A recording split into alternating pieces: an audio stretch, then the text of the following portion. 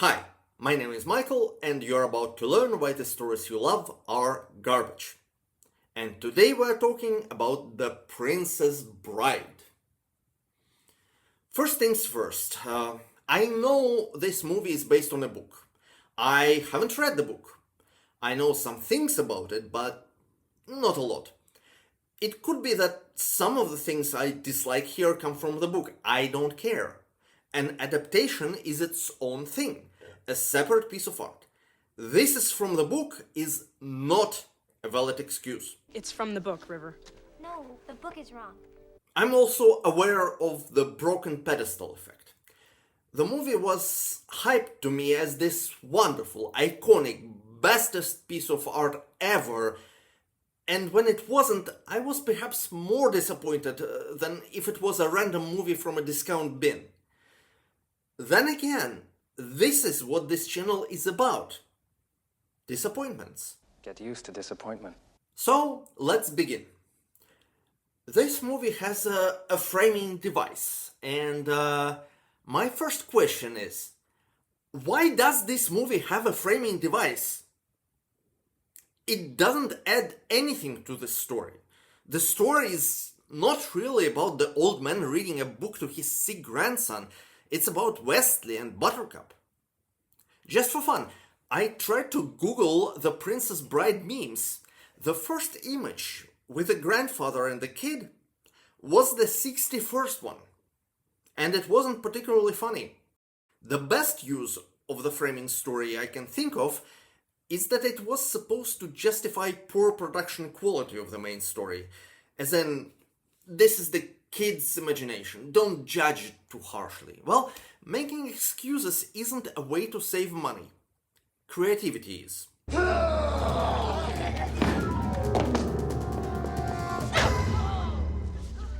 Okay, Vessel Boy. And I know that the book also has a framing device, but as I said, this is not really an excuse. Besides, it's not even the same framing device. Let's move to the story proper. There is a lot to cover here, but I should probably start by mentioning something I did like, and that is the trio of stooges. I liked complexity of their characters. I liked Inigo moving to kidnappings for monetary gain. I liked Fezzik being able to rhyme on a dime. I liked Vizzini actually coming up with a smart solution and then losing anyway. I enjoyed Inigo and Wesley trying to outnoble each other. Or Fezzik's sense of sportsmanship. Or hell, Vizzini dropping dead, that was quite satisfying. There was a bit of Bond villain stupidity, capturing somebody and not killing them immediately, but I can accept it in a fairy tale, which is what this story essentially is. Same goes for the duel, which was pure flinning. Still fun. Side note, why are Cliffs of Insanity called Cliffs of Insanity? Why? Probably because it sounds scary. Yeah, probably. What I can't forgive, though, is so many things. For instance, the lead actress' inability to act. I know it's a bit subjective, but just look at her introduction as the bride.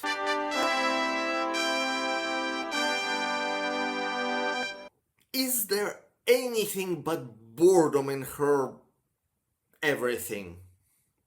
Or take her elation when she finds out Wesley is alive. You're alive. Or when she's tied up and blindfolded while Vizzini and Wesley are doing their battle of wits thing. She's way too calm and composed in that scene. You've done this before. Actually, this comparison I've just alluded to might not be so far-fetched. Look at Buttercup's reaction when she hears Wesley's scream of agony and tell me she's not somewhat happy about it. I'm pretty sure there is a fanfic out there elaborating on this, and no, I'm not going to look. Point is, every director should know, if your lead actor can't act, it's your job to make it look like they can. By the way, Robin Wright eventually learned her craft. In Blade Runner 2, she was quite a highlight of the whole movie and, in my opinion, looked prettier. At least I could see some kind of personality there. But in The Princess Bride, when we are told... It was a very emotional time for Buttercup. I don't believe this. Yes, kid, me neither. Which is another weird issue with the movie. Sometimes it tells you stuff that obviously is supposed to be taken at face value, but we don't see any confirmation of it. Like this time. Because you've always been so kind to me.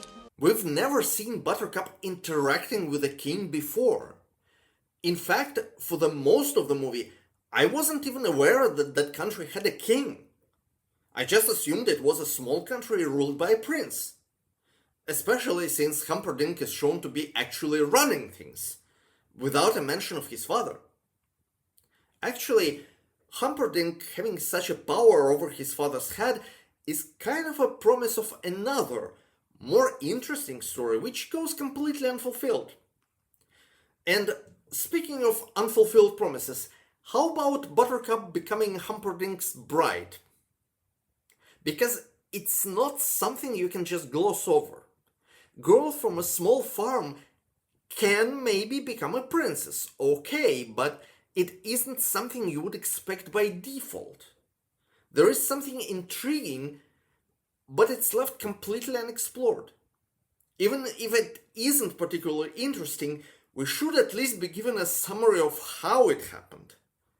Here's what happens when movie creators actually know how to tell a story. Richard, a nearby king of wealth and stature, he watched Madalena lust in his eyes, and he asked her for her hand. Well, more like a demand. Well, more like how his henchmen snatch her. And it took about 20 seconds total. If the runtime was an issue, they could, for example, cut out the aforementioned king and just make Humperdinck a ruler from the beginning. Now, another issue with the plot is its poor handling of information flow. You know, who knows what and where from. Weirdly, the movie seems to be somewhat aware that it's important. For example, He told Inigo of Vizzini's death and the existence of Count Rugen, the six-fingered man. that's how Inigo finds out about Count... what's his name? Fezzik tells him. But how did Fezzik know? He never interacted with the Count, or at least we haven't seen it. Sure, he was on that brute squad, and if it was led by the Count, we might just accept those two have met, but it wasn't. Or later, during that scream scene. Men in black? His true love is marrying another tonight. How did Inigo know at this point that Buttercup was the Man in Black's, Wesley's, true love? When I hired Vizzini to have her murdered on our engagement day, The Count didn't have to know the plan. And if he is Humperdinck's confidant, if he's that close to him, he should know it already. I understand that this scene is for revealing information to the viewer, but it A, is extremely clumsy, B, totally unnecessary, and C, doesn't fit with what we've seen before. Once the horse reaches the castle, the fabric will make the prince suspect the Gildarians have abducted his love. Why would Vizzini pretend he was worrying about the prince if he was actually hired by the prince? Or, for that matter, why would the prince chase after Vizzini? It would make sense to go after the Man in Black, sure, but Humperdinck couldn't have known beforehand that the Man in Black, aka Wesley, aka Dread Pirate Roberts, would even be there. So, he left his castle to chase Vizzini, and he actually chased him? What would he do if he actually caught the trio?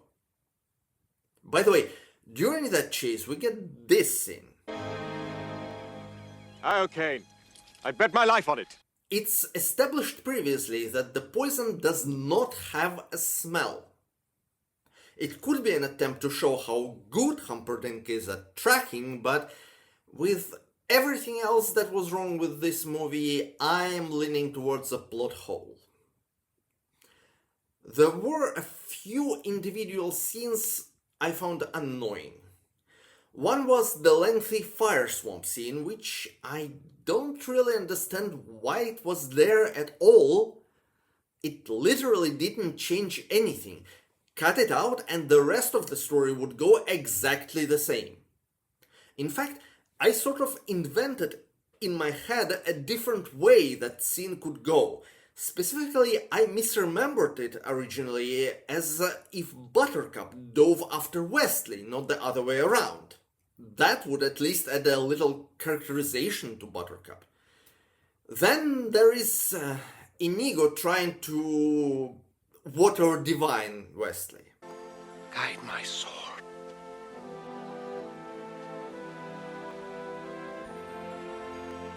The issue is, we've never seen Inigo trying to contact his late father before. Perhaps if we've seen it once or twice already, it wouldn't be so strange, but as it is, it comes from nowhere. Is communicating with the dead a normal thing in this universe? Is it a kind of magic we can expect to work? What are we supposed to think about it? And since we're talking about magic, there is this whole scene with Magical Max surviving Wesley. I know this scene is loved by many, I just don't understand why. Because it's a cheapest cop-out ever. Could he be mostly dead? But not all dead, because mostly dead is slightly alive. Yeah, that's not a thing. Finally, we get the conversation about a wheelbarrow, and it's just grating. Why didn't you list that among our assets in the first place? Yeah, well, there were quite a few other things Inigo omitted. Like, for example, clothes that they were wearing. Or the fact that they know a secret entrance to the pit.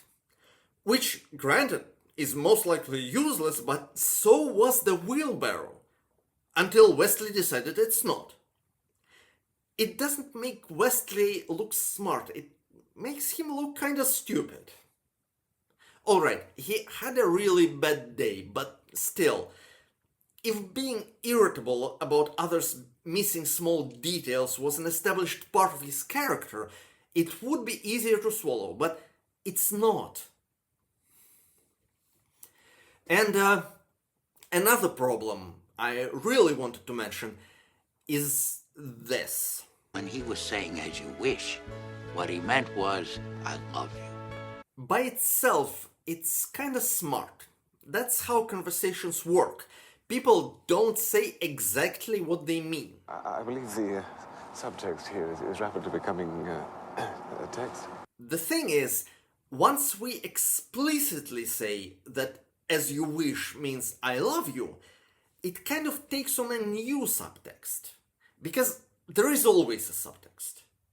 And with romantic stories, the subtext to "I love you" and now to "as you wish" is usually "I want you." Which is fine. Until... Maybe you could come over and read it again to me tomorrow. As you wish. Ew. It's so gross. It's almost inconceivable. And also really sad. That's all I have to say. We'll see you next time. Bye.